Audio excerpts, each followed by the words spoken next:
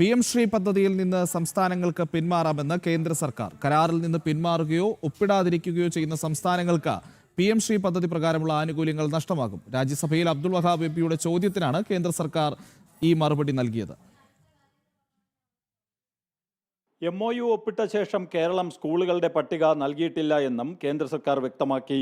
Indian union മുസ്ലിം league നേതാവ് അബ്ദുൾ വഹാബ് എംപിയുടെ ചോദ്യത്തിന് കേന്ദ്ര സഹമന്ത്രി ജയന്ത് ചൗധരി നൽകിയ മറുപടിയിലാണ് ഇക്കാര്യം വ്യക്തമാക്കുന്നത്.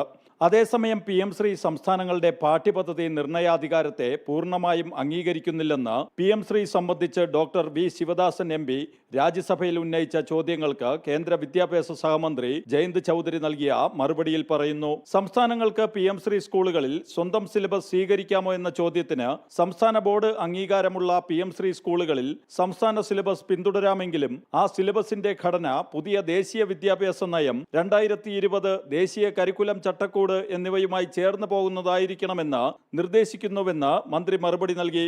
നാളിതുവരെയായി രാജ്യത്തെ 27 സംസ്ഥാനങ്ങളും 5 കേന്ദ്രഭരണ പ്രദേശങ്ങൾക്കുമായി 3105.63 കോടി രൂപ PM ശ്രീയിൽ അനുവദിച്ചിട്ടുണ്ടെന്ന് മന്ത്രി വ്യക്തമാക്കി. സംസ്ഥാനങ്ങളുടെ കൂട്ടത്തിൽ PM ശ്രീ പദ്ധതിയിൽ നിന്നും യാതൊരു തുകയും അനുവദിച്ചു കിട്ടാത്ത ഏക സംസ്ഥാനം കേരളമാണെന്നും ഈ മറുപടിയിൽ നിന്നും വ്യക്തമാകുന്നു. ജനം, ഡൽഹി.